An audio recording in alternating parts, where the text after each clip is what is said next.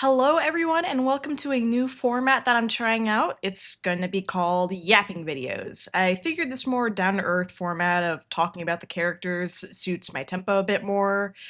Expect these videos between like bigger releases, just for a more casual communication discussion thing. I figured just taking time between like big video releases to just talk about the characters and what I think about them and stuff would be a good way to have a breather video.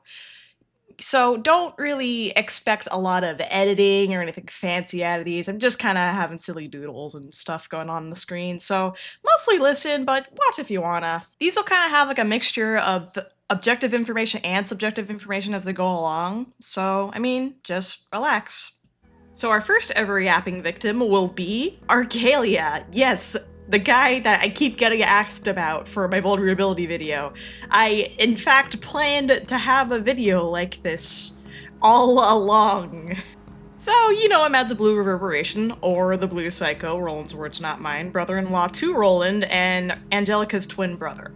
He is 39 years old, and by extension his sister, 183 centimeters, or 6 feet.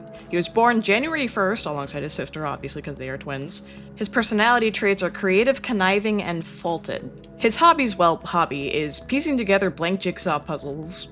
His specialties are command of language, perfect pitch cursive handwriting, ooh, so talented. He likes nothing in particular and dislikes silence and confined spaces. Quite a guy.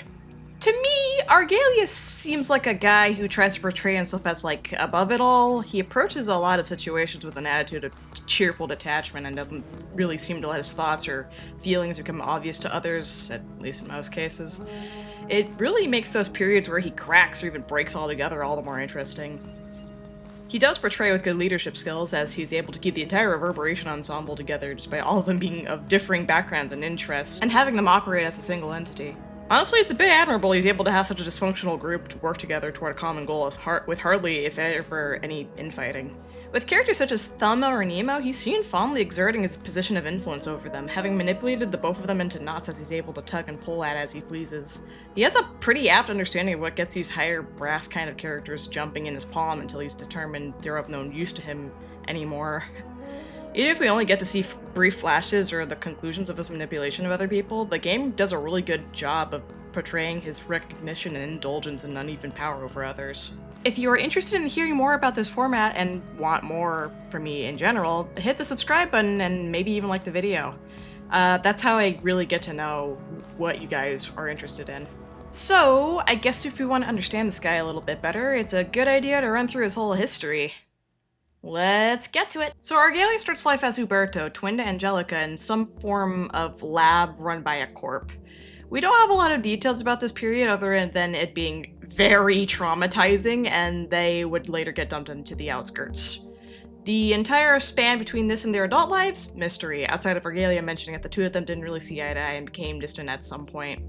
I wonder why. At some point into their fixer careers, Angelica got with Roland.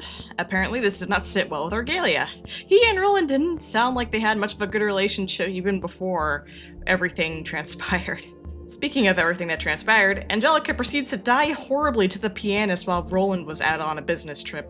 Did the brothers-in-law come together in this time of mutual grief and shared pain? Absolutely not. If anything, this just poisoned Argalia against Roland even more and would send him down his own pathway. Apparently, he just got worse, according to Roland, but it's Roland. He probably was already not doing that great. So this leads us into the events of Rowena, where he's seen rescuing Eileen from Full Stop, first of all. Apparently her father knew him, or at least of him. Also, somewhere either before this period or during, he got the She South director, Thelma, to handle all his fixer jobs. Obviously, dumping work that was picked up by a color onto the entire South led to disastrous consequences thanks to Argalia. Any She South survivor will be having nightmares of being overworked and all of their friends dying forever. Thank you, Argalia. It's unclear when he picked up the other Reverberation ensemble members outside of Eileen and Philip, but it really doesn't matter, but I think there's like a loose timeline you could probably pick up. Anyway, the ensemble then does its role in getting the library more guests, and when it's materialized, they raid the place, die for a bit, come back, extra messed up, and Argalia crashes out and dies by Roland's hand in their final duel. So I think a good place to start with figuring out what's going on with this guy's head is to evaluate what little we know about his relationship and his perspective with his sister, and try to formulate some idea, because yeah, I doubt we're getting any more coverage on that ever. Argalia seems to have a pretty complex love for his sister. This is easy to boil down to, he has a sister complex, and I will say yes, but given their background as being subjects of experiments potentially from birth, and the understanding that whatever environment they grew up in was undoubtedly very traumatizing for the both of them, Argalia's sense of dependence and fixation on his sister appears to be born from a place of reliance. She was probably the only pillar of support he had in the lab and then the outskirts. His circumstances likely severely bottle-capped his ability to develop proper social bonds with others, as his trauma led him to putting all that onto his sister. And then, years later, she gets married to some fixer guy. It isn't clear how long the two knew each other, much less were together, but them being in a relationship at all definitely bothered Argalia and led him harboring feelings of resentment for Roland. It's possible he was feeling distant from his sibling, as they may have grown apart sometime into their careers, but while Angelica was getting out there, Argalia never really stopped being that scared little boy that clung to his sisters for support, so anything taking her away from him must have been instinctively threatening. So for him to lose this person altogether, it must have been outright devastating for him, world-shattering, and the perfect fragile place to distort. But he didn't appear to visibly distort at first. Argalia seems to look normal, at least with what we know of him. We don't really have a concept of what he looked like before the events that took his sister's life. But he is, in fact, distorted. But why his distortion doesn't seem to completely twist his form, I think can be amounted to his style of coping. Argalia often turns to repression and the wearing of masks in order to hide his pain, to play a part and set people onto roles with a clear goal, much like any conductor would. His intensified distortion form appears to reflect these ideas quite well. He still retains a humanoid shape, but his face is replaced with a void, an unreadable swirl of darkness poised upon his hair-turned clouds, as if the conductor, or rather Argalia, is made front and center, but Uberto has been made ever more distant, gone. He was promoting the library's growth in order to snatch the light at the last second in order to create a world in his image, one free of loneliness. I really do think Argalia feels as though he's lost his second half, and instead of reaching to others, he's instead formulated this way to somehow recreate what he lost. Because he hasn't learned how to move past that, he can't move on without her. And so he decided a world where everyone was distorted, their hearts laid bare and wild to everyone, regardless of the consequences, was how to achieve a place of unity. Deep inside, he never really stopped being that scared little child wanting his sister. He just couldn't open himself up enough to really realize that within himself and get some help from people that could reach out to him.